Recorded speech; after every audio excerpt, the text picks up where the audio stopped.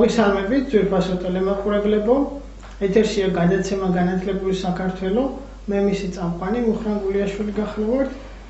დღევანდელი ჩვენი საუბრის თემა შეეხება ძალიან მნიშვნელოვან და ფაქტიურად ერთ-ერთ ყველაზე აქტუალურ საკითხს განათლების სისტემაში, ეს არის კადრების მომზადება განათლების სისტემაში, საშუალო და მაღალი რგოლის მენეჯერების მომზადება. ამ თემასთან დაკავშირებით ჩემი სტუმარი გახლავთ ქალბატონი ნინო სოზაშვილი, ის გახლავთ პროფესორი, გარდა ამისა ის გახლავთ სამაგისტრო პროგრამის ხელმძღვანელი, განათლების ადმინისტრირების და კვლევების სამაგისტრო პროგრამის ხელმძღვანელი და ფაქტიურად ის ამზადებს კადრებს ჩვენი სკოლებისთვის, განათლებისთვის და სწორედ ამ საკითხებზე ვისაუბრებთ დღეს. პირველ რიგში ქალბატონო ნინო მინდა მადლობა გადაგიხადოთ ჩვენთან მოსვლისთვის და პირველ რიგში მინდა გკითხოთ, რამდენად არის ინტერესი ახალგაზრდებში განათლების საკითხების და ზოგადად ამ დარგის მიმართ, რამდენად უსურთ მათ რომ მოვიდნენ და იყვნენ, იმუშაონ განათლების სისტემაში. მოგესალმებით, დიდი მადლობა სტუდიაში მოწვევისთვის. თქვენ მართალი ბრძანეთ, ერთ-ერთი აქტუალური და პრობლემური საკითხი გახლავთ კადრების მომზადება განათლების ადმინისტრირებისთვის და სწორედაც ყველა პროგრამა, სასწავლო პროგრამა სკოლის ხმობ არ აქვს მნიშვნელობა საბაკალავრო, სამაგისტრო, სადოქტორო, ორიენტირებული უნდა იყოს ბაზარზე. თუ რა საჭიროება დგას ჩვენს წინაშე, რა სიტყვის ბაზარი, როგორი კადრების მომზადება სურს, ბაზრის კვლევა სკოლის ხმობ ზოგადად. ამიტომაც გადავწყვიტეთ აღმოსავლეთ ევროპის უნივერსიტეტში შეგვექმნა სამაგისტრო პროგრამა განათლების კვლევები და ადმინისტრირება. მსგავსი პროგრამა ხორციელდებოდა ილიას უნივერსიტეტში წლების განმავლობაში განათლების ადმინისტრირების მიმართულებით. ჩვენ უფრო ჩვენი ნიშა შემოვიტანეთ ამ პროგრამასთან მიმართებაში. კერძოდ რა სკოლის ხმობ ორი მოდულისგან შედგება განათლების კვლევების მოდული და განათლების ადმინისტრირების მოდული.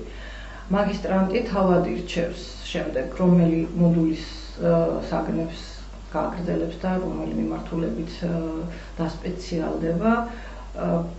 შარშან ივლისის თვე იყო თუ არ ვცდები, ივლისში გაიარა აკრედიტაცია წარმატებით და მოვასწარეთ. წელს არის პირველი. შარშანვე გქონდა მიღება, მაგრამ მხოლოდ 3 სტუდენტი მოვიდა, იმიტომ ფაქტიურად ვერც გაიგეს ეს არსებობდა ეს პროგრამა. წელს 36 განაცხადი იყო შემოსული. მიუთითებს, რომ ინტერესი არის ძალიან მაღალი. ეს რა თქმა უნდა მიუთითებს იმაზე, რომ ინტერესი არის მაღალი. დარგისადმი, ზოგადად ძალიან კარგია ეს. და მოდიან ახალგაზრდები, ხა ჩვენ მქონდა საუბარი მათთან გასაუბრება, ერთ-ერთი კომპონენტი მათი რა მოტივით მოდიან. გასაუბრება იყო ერთ-ერთი კომპონენტი, რომელიც მათ უნდა გაიგოთ ამ პროგრამაზე ჩარიცხვის. გარდა ეროვნული გამოცდებს ხო რა უნარებს, რასაც აბარებენ ხოლმე ზოგადად. მე დავრჩი აღფრთოვანებული ამ ახალგაზრდებთან საუბრით. ისინი არიან მოტივირებული, მუშაობს 95% იქიდან რაც მივიღეთ ჩვენ 20 სფეროში განათლების სფეროში მუშაობენ, კი. აქვთ გამოცდილება უკვე საკმაოდ სოლიდური ზოგიერთს და ძალიან კარგად იციან რისთვის სჭირდებათ ეს პროგრამა და რა უნდათ. ჩემთვის არის საინტერესო რისთვის სჭირდება. არიან მასწავლებლები, რომლებიც მუშაობენ სკოლაში და მათ სურთ, რომ ადმინისტრაციული თანამდებობა შეითავსონ სკოლაში და თუნდაც დირექტორის თანამდებობა, რატომაც არა. და საინტერესოა ის, რომ საუბრის პროცესში, როდესაც ვეკითხებოდი, რომელი მოდულის არჩევას ფიქრობთ, კვლევების თუ ადმინისტრირების, ისინი უფრო ადმინისტრირების მიმართულებით იხრებოდნენ. განათლების კვლევებს ვინც აირჩევს, ალბათ მე ის უფრო წავიდა აკადემიური კუთხით წავა თავისთავად ცხადია, მაგრამ ადმინისტრირება აინტერესებთ იმდენად, რამდენადაც პრობლემას სწორედ ადმინისტრირებაში ხედავენ. და ძალიან ისეთი დალაგებული მსჯელობა ჰქონდათ, თუ რა პრობლემებს აწყდებიან თავად მუშაობის პროცესში ადმინისტრაციული კუთხით, ადმინისტრაციასთან მიმართებაში. ეს ფაქტი თავისთავად, რომ 3-დან 26-მდე გაიზარდა 26 მივიღეთ ამ პროგრამაზე კი მიუთითებს იმას, რომ ინტერესი საკმაოდ მაღალი გახლავთ. რაც შეეხება ხელშეწყობას, შეუძლებელი არ აღნიშნო, რომ ნებისმიერ პროგრამას, ნებისმიერ დარგს მეცნიერების, ახალგაზრდების სწავლა-განათლებას ხო სჭირდება ხელშეწყობა, ფინანსები სჭირდება. ეხლა ევროპის წამყვანი ქვეყნები, ვის მაგალითად ჩვენ ძალიან სახელმწიფო ფინანსებს შემდეგ ხო ძალიან დიდი ინვესტიციას დებენ განათლებაში და მე მიხარია და შეუძლებელია არ აღნიშნო, რომ საქართველოშიც შეინიშნება ძალიან დადებითი ტენდენცია განათლების მეცნიერებების ხელშეწყობის.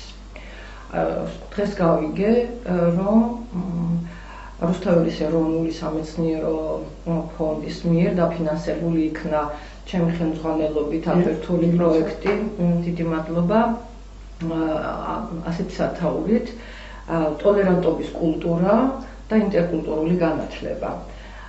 ეს სკოლა განხორციელდება ნოემბრის თვის ბოლო კვირაში. აქ ჩართული არის ორი უცხოელი ექსპერტი, ქალბატონი რონდა სოფერი ისრაელიდან და ბატონი იან ბოჰმი, რომელიც გახლავთ განათლების ექსპერტი ავსტრიიდან, ლინცის უნივერსიტეტის პროფესორი. ისინი წაიკითხავენ თეორიულ კურსებს. მთლიანად უცხოელები წამოწევენ? არა, მთლიანად უცხოელები არ ყავს კიდევ ჩართული ტოლერანტობის მიმართული ბატონი ბექამენდიაშვილი, ცნობილი ექსპერტი. დიახ, მე გახლავართ ასევე ჩართული და ქალბატონი ირმა ბარბაქაძე, ასევე აღმოსავლეთ ევროპის პროფესორი. რატომ გამიხარდა ახლა სკოლის დაფინანსება? იმიტომ რომ პირველ რიგში აქ ჩართული იქნებიან ამ სამაგისტრო პროგრამაზე ჩარიცხული სტუდენტები, რომლებისთვისაც ეს კიდევ ერთი ახალი გამოცდილება იქნება, ამ ტიპის განათლება, მაგრამ აღმოსავლეთ ევროპის სამაგისტრო პროგრამის სტუდენტებთან ერთად ჩაერთვებიან რეგიონის უნივერსიტეტის მაგისტრანტები, რომლებიც სწავლობენ განათლების პედაგოგიკის განათლების მეცნიერების მაგისტრანტებზე მაქვს საუბარი და რეგიონებსაც მოვიცავთ, ანუ ძალიან მნიშვნელოვანია ვისრულოთ. სად გაიმართება ეს? ეს სკოლა გაიმართება აღმოსავლეთ ევროპის უნივერსიტეტში, თბილისში 22 ნოემბრიდან გახსნა იქნება 22 ნოემბერს 29 ნოემბრის ჩათვლით ყოველ დღე, მთელი დღის განმავლობაში. ამაზე შემდეგ დაწვრილებით შეგვიძლია. კი ბატონო, მე ერთი შეკითხვა მაქვს, ასევე თქვენთან გამომდინარე იქიდან, რომ გზადებით სამაგისტრო პროგრამის ხელმძღვანელი და თქვენ შეადგინეთ ეს პროგრამა, ჩართეთ ის საგნები. მე მყავს თანახელმძღვანელი ქალბატონი ირმა ბარბაქაძე. კარგი. და ყოველ შემთხვევაში კომპეტენტური ხართ თუმცა თანხმობის პასუხი. აი თუ გქონდათ რაიმე კვლევა თუ ჩაატარეთ მანამდე, აი რა უნარები ჭირდებათ დღეს განათლებაში საშუალო და მაღალი გონის მენეჯერებს კონკრეტულად გარდა თეორიული ცოდნისა, რა თქმა უნდა ძალიან მნიშვნელოვანია და ესეც საინტერესოა რა სახის თეორიული ცოდნას გადაგწევთ. გარდა ამისა, რა უნარებით ცდილობთ რომ აღჭურვოთ ისინი დღეს და როგორი კადრები დადგებიან შემდეგ? დიახ. ძალიან სერიოზული კვლევა ჩავატარეთ, უნივერსიტეტმა ჩაატარა. აღმოსავლეთ ევროპის უნივერსიტეტი ზოგადად არც ერთ პროგრამას არ გეგმავს და არ ახორციელებს კვლევაზე დაყრდნობის გარეშე. და ეს მე ძალიან მომწვა, შეუძლებელია რომ არ აღნიშნო. დიახ, და ასევე მოხდა ჩვენი პროგრამის ფარგლებში. შემდეგ ვნახეთ პროგრამის ანალოგები. როგორ ხდებოდა მსგავსი პროგრამები საქართველოში? არა, ევროპაში, ამერიკის შეერთებულ შტატებში, ისრაელში. შევისწავლეთ ისინი, რას ასწავლიდნენ, როგორ ასწავლიდნენ, რა მეთოდებით გადიოდნენ შედეგებზე. შემდეგ ეს კვლევა ჰქონდა ჩვენ უკვე მომზადებული, იმიტომ რომ კვლევამ თალსახადა ჩვენა, რომ ბაზარს ნამდვილად ჭირდება და მოთხოვნა არის ამ მიმართულებით. და რითი გამოირჩევა ეს პროგრამა, რითი არის განსაკუთრებული? ჩვენ არ ვასწავლით მხოლოდ ქართულ გამოცდილებას, რა ჭირდება საქართველოს ამ ეტაპზე. ამასაც ვასწავლით, რა თქმა უნდა, ამასაც ვასწავლით, მაგრამ არა მარტო. ვასწავლით, როგორ ხდება იგივე პრობლემებთან გადაწყვეტა მუშაობა ევროპის უნივერსიტეტებში, ევროპის ზოგადად საგანმანათლებლო სივრცეში, ამერიკასთან მიმართებაში რა ხდება და რა ხდება ისრაელთან მიმართებაში. ახლა ამ სკოლის სახით შემოვიდათ უკვე ამ ახალ გამოცდილებასაც, იმიტომ რომ სტუდენტს ეძლევა შედარების საშუალება შეადაროს ქართული სინამდვილე ევროპასთან და ამერიკასთან.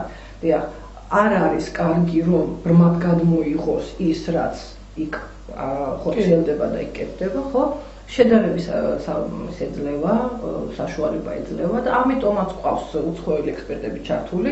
ბატონი ტაირონბინოს ჩამოსვლა ხდება ხოლმე პერიოდულად, დიახ, ის კითხულობს სხვადასხვა საგნებს, განათლების კვლევების მიმართულებით, ძირითადად მან ადმინისტრირების მოდულშიც აქვს რამდენიმე საგანი და ბატონი იან ბოხმი ავსტრიიდან ისიც კითხულობს. ახლა აქ კიდევ ერთი საკითხია, რომ ინგლისური ენის ცოდნა აუცილებელია, ერთ-ერთი კომპონენტია, იმიტომ რომ სალექციო კურსების ნაწილი მიმდინარეობს ინგლისურ ენაზე და გარდა ამისა, ერთი სემესტრი მაგისტრატს ეძლევა საშუალება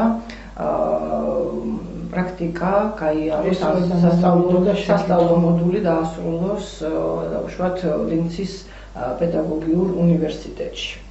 და ეს ყველაფერი არის დაფინანსებული. ახლა ჩვენ გვაქვს გაფორმებული ხელშეკრულება, ურთიერთთანამშრომლობის მემორანდუმი, უნივერსიტეტი აფინანსებს სტუდენტს ნაწილი ხარჯით, ნაწილი ავსტრიის უნივერსიტეტის, იქ სწავლის ქერას არ იხდის სტუდენტი, მაგისტრანტი, ერთ მოდულს ფარავს იქ, მაგრამ ახლა მაქვს კიდევ ერთი ძალიან მისასალმებელი ცნობა, ასე ვთქვათ, სიახლე Erasmus Plus-ის ფარგლებში ავსტრიის უნივერსიტეტს სატვირთული ქონდა მობილობის გაცვლითი პროექტი და ეს დაფინანსდა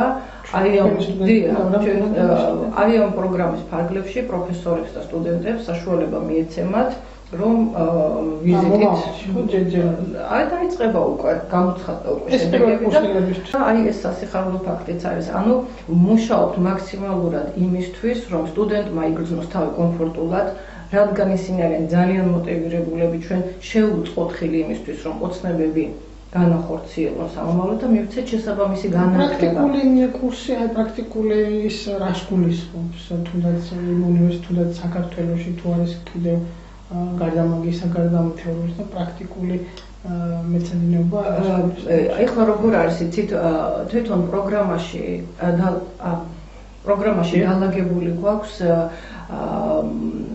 პრაქტიკული სამუშაოც კრედიტის სახით ითვისებს კვლევას აწარმოებს სტუდენტი თუ მუშაობს და ასე შემდეგ, თავის გამოცდილებას, შემდეგ სემინარებზე ხდება ამის გაზიარება, დისკუსია, დებატები ეწყობა, ასევე სამაგისტრო ნაშრომი ერთ-ერთი მნიშვნელოვანი კომპონენტია და თავისი კვლევა შეუძლია რომ გადაიტანოს სამაგისტრო ნაშრომში. ანუ ფაქტიურად პროგრამა ისე გახლავთ აწყობილი, რომ სტუდენტს ეძლევა საშუალება მიიღოს სრულფასოვანი განათლება და ქონდეს შედარების საშუალება, როგორ მოარგოს ამერიკული და ევროპული გამოცდილება ჩვენს ქვეყანას და როგორ გახადოს ადმინისტრირება ბევრად უკეთესი, ვიდრე დღეს არის.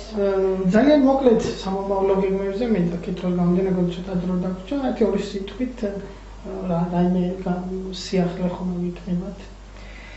სიახლე ისედაც ძალიან ბევრია, რაც უკვე ვთქვი, ამას გარდა ვიტყოდი, რომ განათლებას ყოველთვის აქვს მომავალი. და მომავალს მივხედავ ახალგაზრდა თაობის გაზრდაში. სწორედ ამიტომაც ჩემს ენერგიას პირადად მე და ჩემი კოლეგები, რომლებიც ასე რუდუნებით ემსახურებიან ამ საქმეს, მაქსიმალურად ვცდილობენ, რომ ხელი შეუწყონ კომპეტენტური კადრების აღზრდას.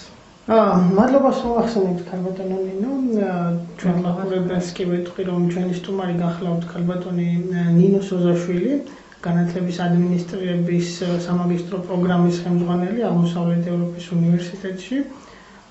დღევანდელი გადაცემა ამით დასასრულს მიუახლოვდა, წარმატებებს გისურვებთ, მოშეხვედრამდე.